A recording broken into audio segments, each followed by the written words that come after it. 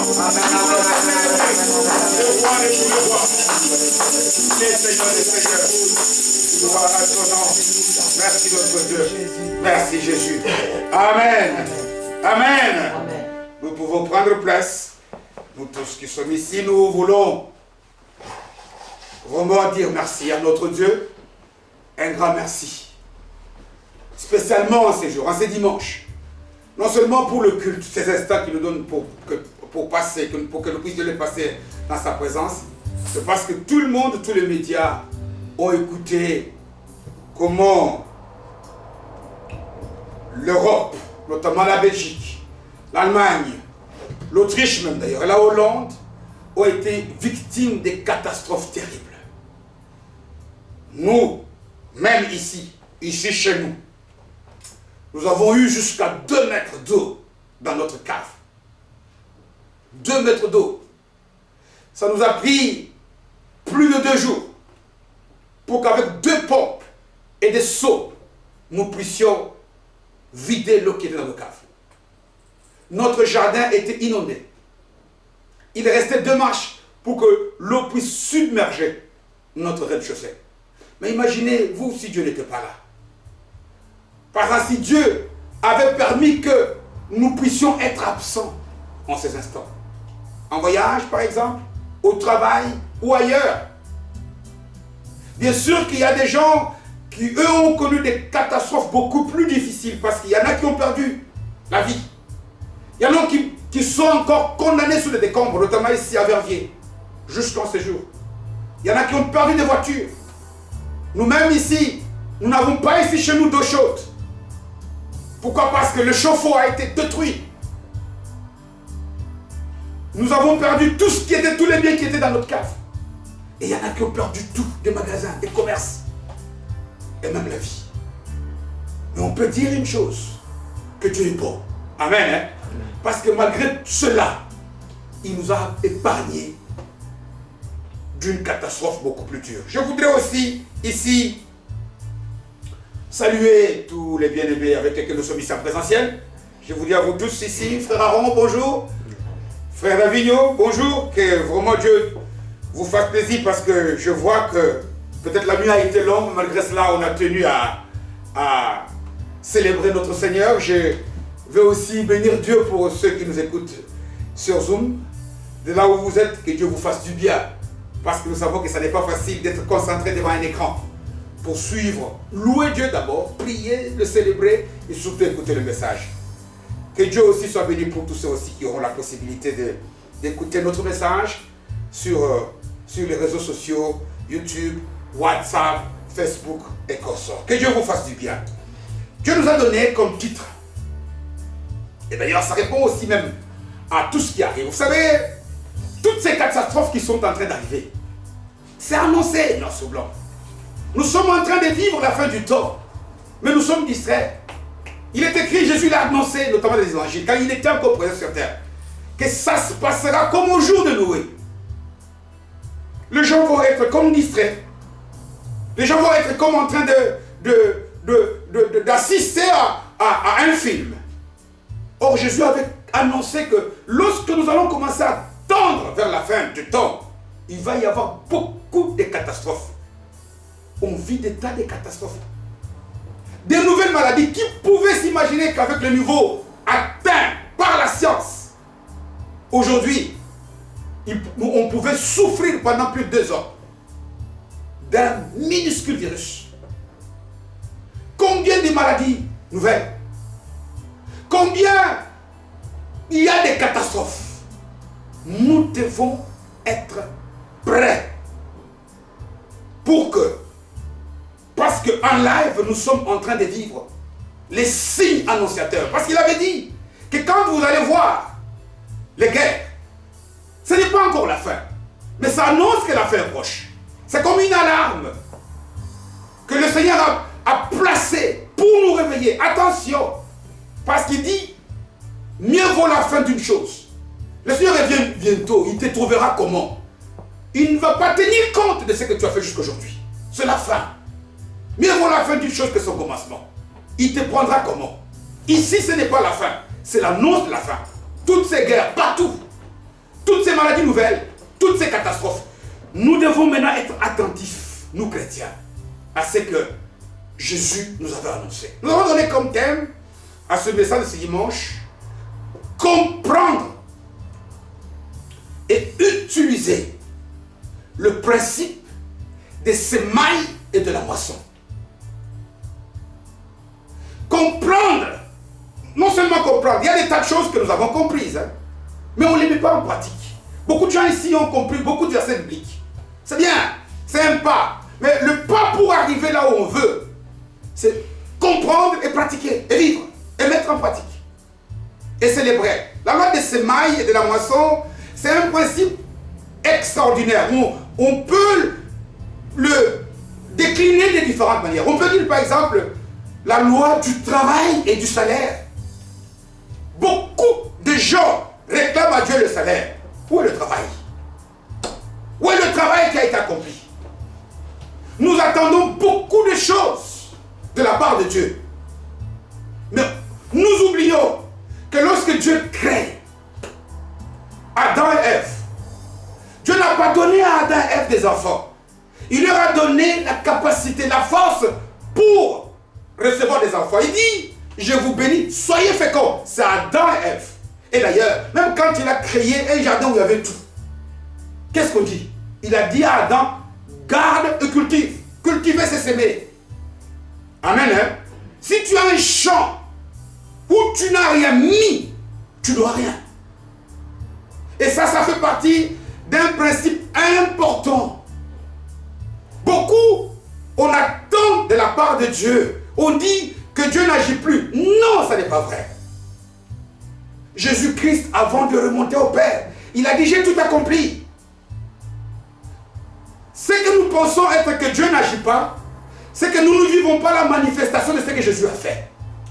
Parce que la part de la manifestation a été laissée aux humains, aux hommes. Jésus a dit, comme mon Père m'a envoyé, moi j'ai fait quoi?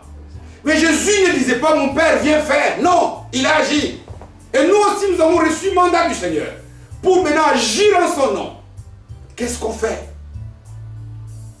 Dieu est un Dieu de beaucoup de principes.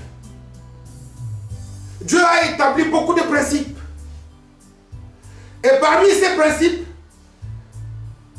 d'abord c'est le respect de ces principes qui fait que nous puissions avoir des choses. Si tu ne respectes pas, et d'ailleurs la science est comme ça, il y a des lois naturelles que toute chose lancée d'en haut doit tomber. Si toi tu vas d'en haut et tu crois que tu vas à l'air, tu n'as pas respecté un principe. Il y a beaucoup, les enfants de Dieu, où soit on ignore les principes, mon peuple est détruit parce qu'il lui manque la connaissance de mes principes. Ou alors on le pratique mal, on fait ce qu'on a envie de faire. Et parmi ces principes-là, il y a cette loi qui nous donne non seulement des choses, mais qui nous donne en abondance. Amen. Pourquoi? Parce que lorsque tu mets une graine de cacahuète en terre, elle ne produit pas une cacahuète, elle produit beaucoup d'arachides, beaucoup de gousses, avec à chaque gousse plein de cacahuètes. Et c'est ça le problème. Nous voulons avoir l'abondance. Et aujourd'hui, le Seigneur nous pose, le Seigneur nous pose la question. Tu as semé quoi?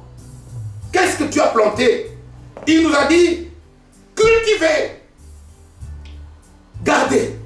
Garder, c'est protéger. Mais cultiver, c'est s'aimer.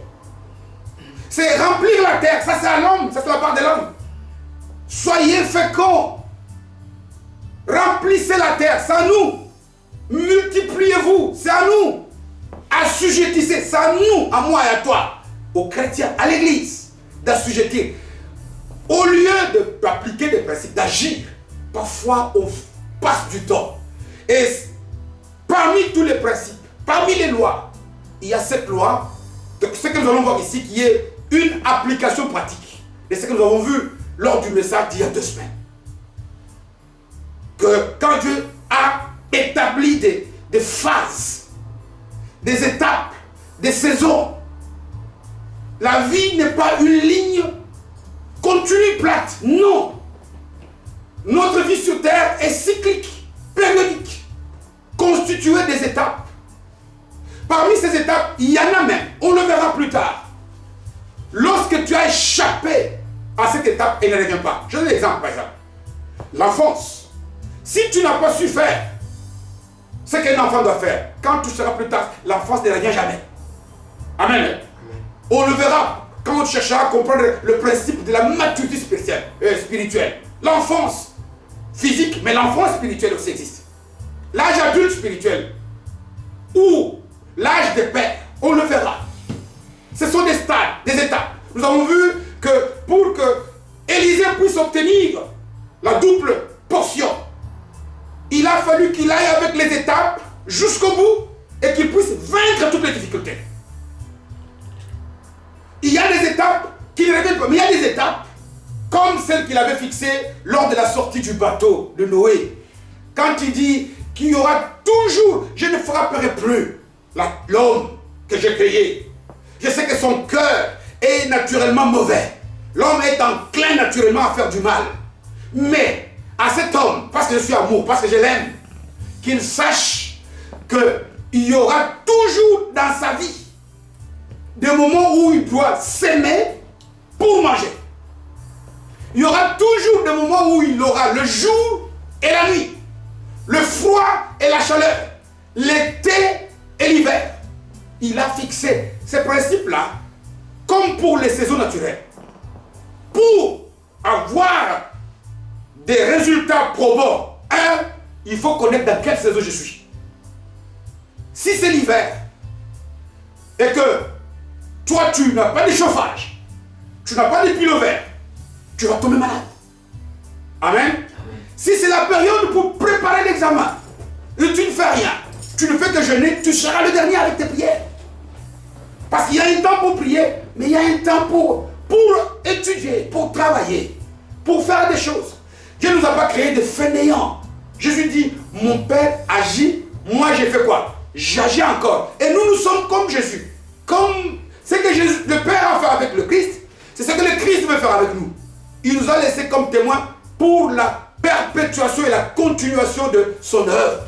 Pour que cette œuvre puisse atteindre les extrémités de la terre. Et il y a ce principe qui fait que moi et toi, nous avons des difficultés à non seulement vivre des choses qu'on attend, mais à même parfois nous pousser au découragement. C'est ce que nous allons voir. Mais avant toute chose, je nous demande de décliner nos Bibles dans le deuxième livre de Samuel, au chapitre 6e, au 6e chapitre. Deuxième Samuel, le 6e chapitre. Et nous lisons à partir du 6e verset aussi. Le second livre du prophète Samuel. Nous lisons à partir du 6e chapitre. Et dans le 6e chapitre, nous commençons la lecture au 6e verset. Est-ce que nous y sommes? Nous lisons la parole de Dieu, notre Jésus. Lorsqu'ils furent arrivés à l'ère d'Énacon, il est question ici du roi David et de tout son peuple qui était derrière lui pour l'accompagner à aller récupérer l'arche de l'Alliance. L'arche de l'Alliance qui était pour le peuple d'Israël, on connaît l'histoire, le signe de la présence de Dieu parmi eux.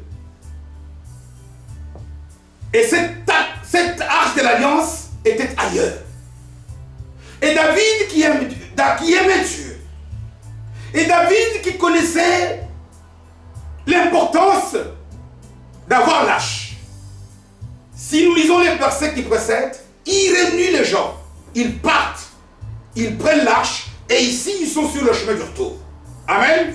Et il est écrit, je relis encore le verset 6e, lorsqu'ils furent arrivés à l'ère d'Énacon, Uza étendit la main vers l'arche de Dieu et la saisit. Parce que les bœufs la faisaient pencher. L'arche était placée sur une sorte de carrosse tirée par les bœufs. Arrivé à cet endroit, un bœuf a peut-être trébuché. Et l'arche a penché, voulant tomber. Et cet homme qui était en train de guider les bœufs n'a esquissé tout simplement un geste pour pas que l'arche de Dieu ne tombe. Mais écoutez la suite. Usa y tendit la main vers l'arche de Dieu et la saisit, parce que le vœu la faisait pencher. Verset 7e, la colère de Dieu s'enflamma contre Usa. Et Dieu le frappa sur place à cause de sa faute. Usa mourut là, près de l'arche de Dieu. David fut irrité de ce que l'Éternel avait frappé Usa d'un tel châtiment, mort. Et ce lieu a été appelé jusqu'à ce jour Peretz Usa. Verset 9e, David eut peur de l'Éternel en ce jour-là. Et il dit, comment l'arche de l'Éternel entrerait-elle chez moi? Il voulait la ramener chez lui. Mais quand il a vu le sort qu'Usa vient de commettre, voulant protéger l'arche de ne pas tomber, il a pris peur. Ici, j'utilise un peu le mot peur. Il a été sous une panique. Comment l'arche de l'Éternel entrera-t-elle chez moi? Parce que c'est lui qui a osé protéger, et moi qui veux mettre chez moi, j'aurais quoi? Verset 10e, il ne voulut pas retirer l'arche de l'Éternel chez lui dans la cité de David, donc à Jérusalem, et il la fit conduire dans la maison d'Obed et donc de Gath. 11e verset, l'arche de l'Éternel resta 3 mois dans la maison d'Obed-Édom de Gath, et l'Éternel bénit Obed-Édom et toute sa maison. Parole du Seigneur. Acclamons le Seigneur.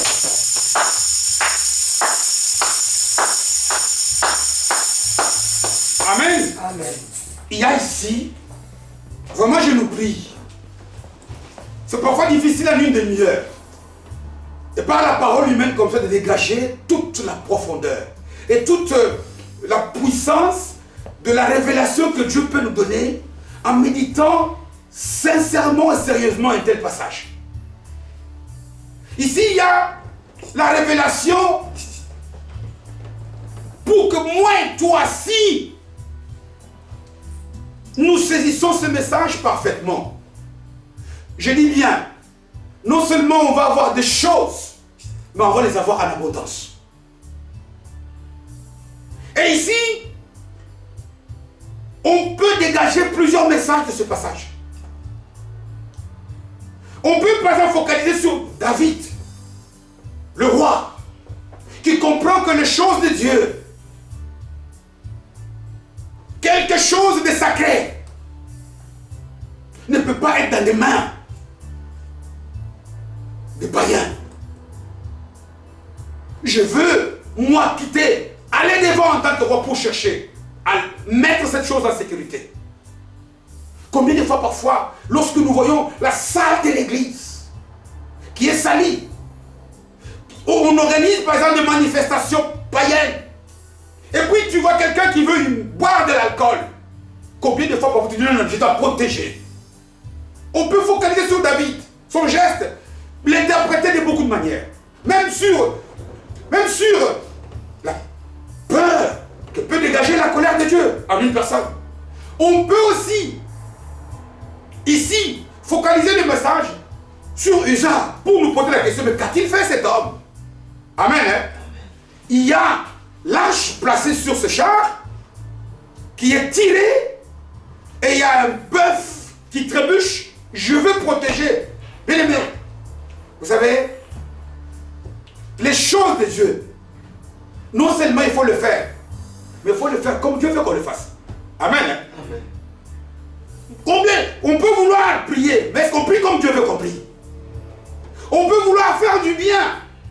Faire du bien est une chose, mais il faut faire du bien comme Dieu veut. Pourquoi? Parce que Dieu avait des règles bien établies pour savoir comment est-ce qu'on pouvait, qui pouvait toucher à l'arche, qui pouvait ne pas y toucher, et comment devait par exemple s'effectuer un transfert de cette arche d'un lieu à un autre.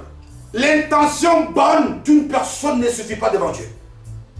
Et c'est ce qu'on voit ici. On peut focaliser et faire des tas de messages. On peut focaliser sur la colère de Dieu. Parce que beaucoup de gens, parfois quand on loue Dieu, on s'attarde plus sur ces bonnes qualités morales. L'amour de Dieu, la compassion, la miséricorde, la fidélité, c'est bien. Mais Dieu peut se mettre en colère. Dieu peut s'irriter lorsque ses principes ne sont pas respectés. Mais ici, moi j'aimerais que nous puissions focaliser, oui, effectivement, sur Obed et donc.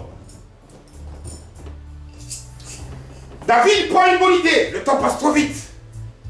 Il veut aller récupérer l'arche, ramener l'arche dans la ville sainte. Il part, il revient. Arrivé quelque part, une personne bien intentionnée qui veut protéger la chute de l'arche et frapper de quelle manière et les tuer sur le champ. Et David qui panique, qui dit non. Lui qui a osé tout simplement protéger, il est frappé de mort. Mais moi, si je la pose chez moi, alors je pense que c'est tout le pays qui sera tué. Je suppose, j'imagine, parce qu'il a plus peur. Maintenant, dans l'idée de David, il voit là où ils étaient à côté d'une maison, d'une personne qui s'appelait Obed-Edom. Ils disent, je ne sais pas, la Bible ne révèle pas les paroles qu'il a prononcées lorsqu'ils se sont présentés chez Obed-Edom pour lui dire, peut-on placer cette arche ici? Eux, ils ont cru. Comme on dit à Lingala, ils lui ont fait toucher la touche. Voici une touche. Mais il est écrit que cet homme, Dieu le bénit. Non seulement lui. Le verset 11e termine en disant, lui et sa maison. Quelle est la signification? Quelle est la signification d'où? Pourquoi cela? Pourquoi est-ce que cet homme, lui, David et les hommes qui l'entouraient placent l'arche dans sa maison, Dieu le bénit et il les bénit abondamment. Beaucoup de gens en regardant avec des yeux de la chair, pareil passage où on se dit quelle chance. Un chrétien doit ôter le mot chance dans son langage. Amen. Hein? Parfois, comme par exemple la catastrophe des eaux qu'on a connue cette semaine, mardi jusqu'hier ou avant-hier. Il y a beaucoup de gens, oh, chance, hein, chez nous on n'a pas eu. Vous savez, parler de la chance, on parlera de ça. Le Seigneur te fera grâce. Un enfant de Dieu, compter sur la chance, quelque part c'est ignorer la grâce de Dieu. Amen. Hein? Quelque chose, c'est comme si on pensait qu'il y a certaines choses qui puissent arriver et pour lesquelles Dieu ne soit pas au contrôle. C'est comme si on pouvait penser qu'il y a des choses qui arrivent par accident. Beaucoup de gens ici, nous attendons que Dieu puisse nous bénir par accident. Par chance. Aujourd'hui, je n'ai pas eu la chance. Un enfant de Dieu doit compter sur ce que Dieu fait lorsqu'il a rempli ses principes, il les a mis en pratique et non pas sur la chance. La chance, c'est relier même la fidélité de Dieu. Dieu sait tout. Notre Dieu, dans ses vertus, dans ses qualités, on dit qu'il est omnipotent, qu'il est omniprésent et qu'il est omniscient. Amen. Hein? Il a la toute-puissance, il est présent partout, à tout moment, mais aussi il agit et il connaît toutes choses. Mais comment voulez-vous qu'un Dieu comme ça, parfois on pense que ce qui t'est arrivé à toi, c'est la chance. Ce qui m'est arrivé à moi, c'est la chance. Oh, il y a des gens qui prient. Parfois on pensait, peut-être si la chance peut, Dieu peut. Non. Ici, cet homme, lui, Obed-Edom, je vais essayer d'être le plus court possible, a été béni parce que lui, c'est un homme qui a scrupuleusement respecté ce principe dont on vient de parler. C'est qu'avec Dieu, lorsque tu cultives, lorsque tu sèmes, lorsque tu mets des choses, vous savez, quand on parle de semer, c'est un terme tiré de l'agriculture, n'est-ce pas? Ce sont les agronomes qui connaissent ces choses. Mais sur le plan de la vie spirituelle, la vie chrétienne, s'aimer, c'est lorsque, par exemple, vous savez tout ce qu'on est en train de faire ici pour Jésus. Travailler, jouer au piano, à la guitare, chanter, prier. Tous ces sacrifices que nous sommes en train de livrer, tout ce que nous sommes en train de mettre en pratique, de bien, qui répondent à ce que Dieu nous demande, C'est ça la bonne sémence. Mais le problème avec la sémence, c'est quoi? Quand on sème, c'est qu'on accepte volontairement soi-même de perdre ce qu'on a maintenant, dont on a besoin, mais de le disposer pour l'autre. C'est là où c'est difficile. Parce que s'aimer, c'est quoi? C'est que j'ai une graine de cacahuètes. Je ne sais pas pourquoi aujourd'hui les cacahuètes me viennent comme ça à l'esprit. Que je peux manger une bonne avec beaucoup de vitamines. Ou bien une bonne pomme, c'est Gracia. J'ai une chose, j'ai l'argent. Et je peux utiliser mon argent là pour beaucoup de choses. Parce que parfois quand on parle de sémence, les chrétiens d'aujourd'hui ne se limitent qu'à l'argent. Alors parlons de l'argent. Je parle plus des cacahuètes. Même cet argent-là. Accepter de souffrir. Parce que le temps de la sémence est un temps pour nous de faire des sacrifices. Combien de gens parfois, aujourd'hui les chrétiens aiment tout sauf des sacrifices. Dis aux gens qu'aujourd'hui le culte ici, on le prolonge d'1 heure. Vous n'allez pas crier, mais dans vos cœurs, il va y avoir des gars qui disent oh, lui il croit que c'est après 1 heure que Dieu va nous exaucer. Parce qu'on n'a pas l'esprit des sacrifices a quitté le cœur des gens. Sans sacrifice, on ne peut rien faire. Et c'est sa vie de cet homme. Vous voyez cet homme dont on parle, Obed-Édom. Il était de la tribu des Lévites, on les appelait les Lévites. C'est ces gens-là qui, eux, avaient pour mission de travailler dans le sanctuaire. Donc quand les gens venaient, par exemple, j'aimerais un peu transposer ça actuellement. C'était comme les gens qui sont appelés au ministère pour aider l'église, le peuple de Dieu, à célébrer des cultes selon la parole de Dieu. Et il a beaucoup travaillé, cet homme. Cet homme a travaillé pendant beaucoup de temps. Dites-moi un peu, dans le cœur de cet homme, lorsqu'il était en train de travailler, il s'attendait à quoi? Si on pose la question aux chrétiens aujourd'hui, quand tu cherches Dieu là, frère Junior, pourquoi est-ce que tu joues au piano? Tu t'attends à quelque chose? Non, je sers pas à l'amour. C'est faux. Il faut servir Dieu en s'attendant à ce que Dieu fasse des choses. Amen, hein? Amen. Parce que Dieu a tout. Il est un Dieu, lorsqu'il te donne l'appel pour chanter, mais il te donne aussi, on dit, l'Épître aux Hébreux dit, il est un Dieu qui rémunère la foi. Amen, Amen, hein? Rémunérer, c'est te donner des bénéfices des choses. Amen. Rémunérer, c'est te donner la santé, la guérison. C'est te donner le travail que tu manques. C'est te donner les enfants, le mariage. C'est te donner tout ce que tu manques. Dieu rémunère. Ne sers pas Dieu sans t'attendre à ce que Dieu te donne des choses de cette vie. Amen, hein? Amen. Parce qu'aujourd'hui, quand quelqu'un dit « J'attends que Dieu me donne un bon travail ou bien un bon salaire », les gens disent « Oh, toi tu es charnel. » Ce n'est pas charnel. Amen. Amen. Parce que je ne m'attends pas à un homme, je m'attends à un Dieu. Et ce n'est pas moi qui ai fait cette parole, c'est Dieu qui dit « Lorsque tu travailles pour moi, lorsque tu manifestes la confiance à moi, ce qu'on appelle en termes chrétiens la foi, moi je donne le salaire. » Amen, hein? Amen. Et lorsqu'il donne le salaire, on dit que le salaire de la foi c'est quoi? Il est capable de déplacer la montagne. C'est-à-dire de résoudre des problèmes impossibles qui deviennent possibles. La foi est capable de rendre un pauvre excessivement riche. Un malade en phase terminale, Dieu doit, même mort, le ressusciter.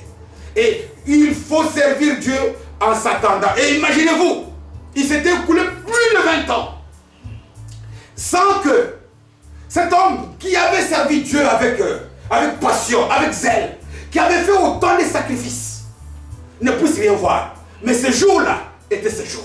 Amen. Hein? Pourquoi? Parce que non seulement ici j'ai dit au peuple de Dieu que c'est bien de s'aimer, de se sacrifier pour Dieu avec ses biens, avec sa force, avec son temps, donné pour le royaume. Je veux utiliser mon temps pour que le royaume puisse s'étendre, pour que les âmes soient gagnées. Je vais utiliser mes moyens parce qu'on doit faire ceci qui donne gloire à Jésus.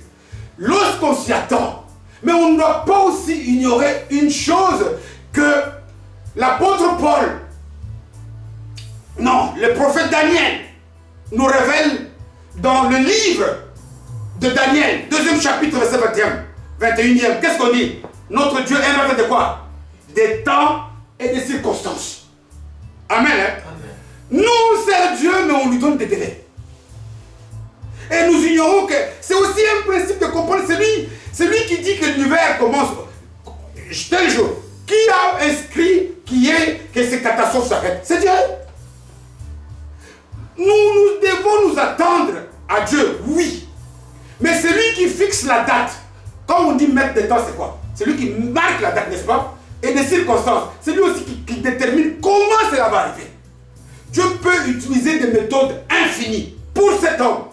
Regarde comment il a même permis que David, l'homme seul le cœur de Dieu, puisse, se dire je vais aller chercher l'arche. Oubliez que je ne peux pas placer des non-lévites à côté. Faire en sorte que cet incident qui a conduit Uza à la mort puisse arriver à côté de la maison d'Obed. Il n'y a pas de hasard. Amen, hein? Amen. Il est le maître des temps et des circonstances. Dieu peut vouloir que les frères de Joseph puissent le vendre. Qu'ils puissent être mis en prison chez Potiphar. Que même, je ne sais pas moi, puisse connaître des tortures. Mais parce que tout simplement, il veut que cet homme devienne vice-pharaon. Dieu peut vouloir, parce qu'il avait fait la prophétie à Paul, que toi, je te mettrai devant le roi. Que Paul puisse être enchaîné comme prisonnier. Pour qu'il soit conduit notamment à Rome, parce qu'à Rome, il devait voir César. Dieu a des méthodes. Nous, lorsque tu t'attends à ce que Dieu puisse te donner du travail, nous avons un schéma. Je vais avec mon enfant. Mon enfant qui ne sait pas parler, qui ne sait pas entendre. Puisses-tu lui imposer les mains? Non.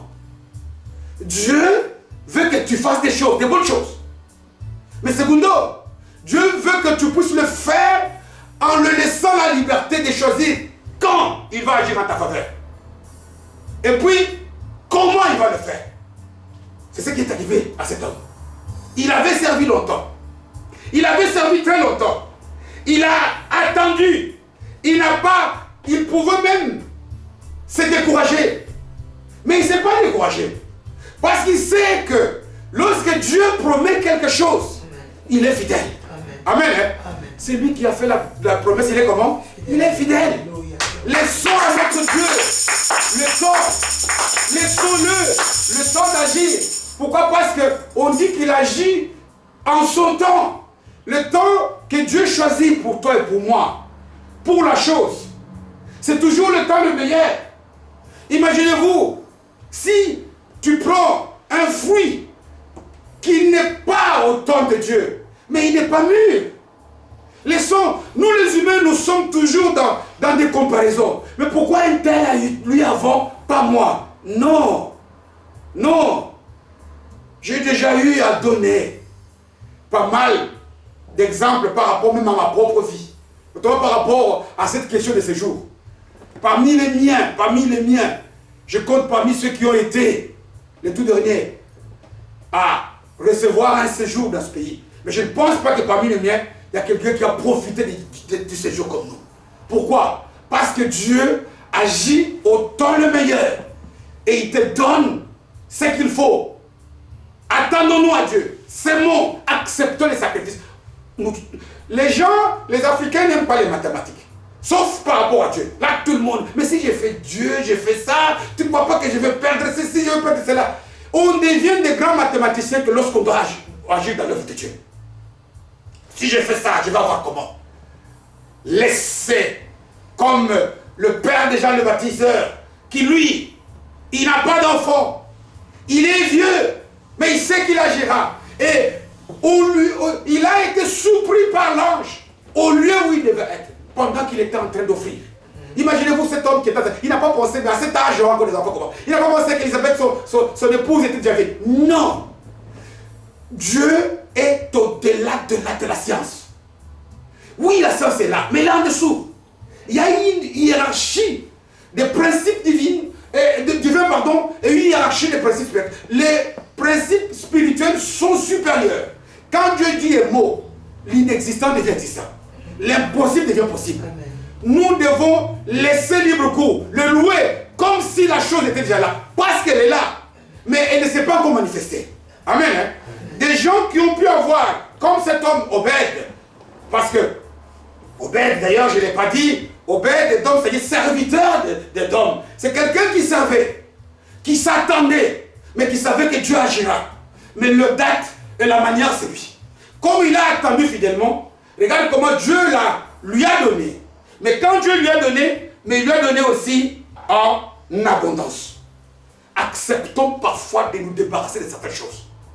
Si c'est au profit du royaume, acceptons de pouvoir s'aimer, de pouvoir parfois aller comment dirais-je, au-delà.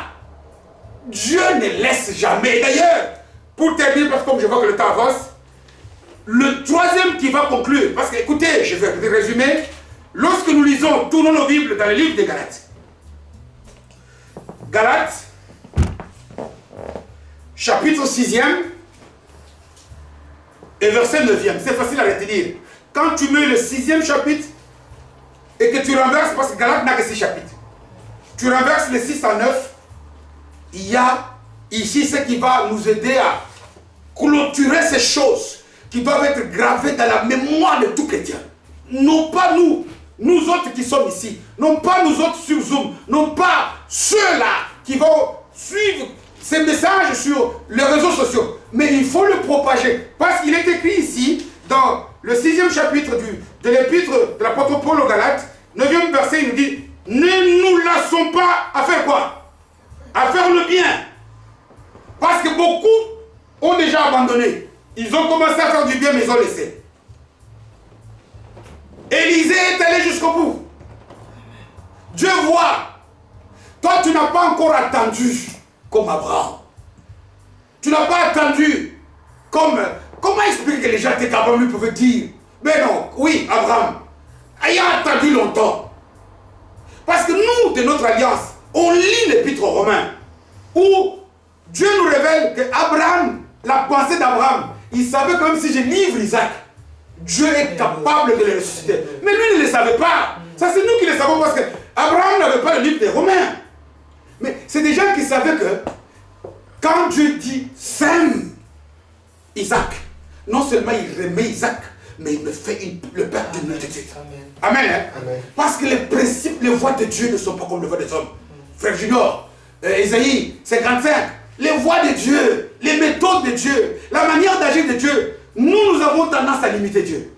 Il dit ici, ceux qui veulent arrêter de faire du bien, ceux qui ne font pas du bien, ceux qui font trop de calculs, ça ne vient pas de moi. Ne nous lassons pas. Ça dit qu'il n'arrête pas. Si tu n'as pas commencé encore à faire, fais-le. Mais ne t'arrête pas.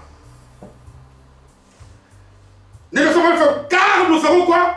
Nous moissonnerons au temps convenable. Comment? Si nous ne nous relâchons pas. 3 choses pour clôturer ce passage. Si tu n'as rien retenu, retiens ces 3 choses. Investis ton temps. Investis ton être. Sacrifie tes biens au profit du royaume. Amen. Hein? Celui qui investit, qui dépense pour le royaume, Dieu récompense toujours. Amen. Hein? Il est en dehors des temps. Mais le problème, c'est que laisse le temps laisse à Dieu le choix du moment, de l'époque, de la saison et de la méthode. Voilà pourquoi il nous dit, nous chrétiens, nous devons être vigilants. Parce que parfois on attend Dieu à gauche et Dieu nous attend à droite. On attend Dieu à haut alors qu'il nous attend en bas. Amen. Amen. Laissons Dieu choisir le moment, la saison, la période, l'époque. Mais laissons-les aussi choisir les comment. Troisièmement, peut-être que tu te dis, mais moi je l'ai fait, pasteur. Mais je l'ai fait beaucoup. Tu ne moissonneras fin de fin que lorsque tu ne te relâches pas. Amen. Hein? Amen. N'abandonne pas. Avance en eau profonde. Pierre n'a pas dit, j'ai péché toute la nuit. Ça, c'est les hommes. Mais moi, je jette le filet parce que maintenant, c'est ta parole qui change les règles naturelles. Avance. Avançons. Qu'on ne calcule plus. Sème dans le royaume. Donne du temps. Donne des biens. Accepte la souffrance. Et tu moissonneras en temps opportun. Que Dieu bénisse sa parole. Merci, au revoir. Merci, Seigneur des Seigneurs. Dieu n'oublie pas les bienfaits. Dieu donne toujours à ceux qui lui font du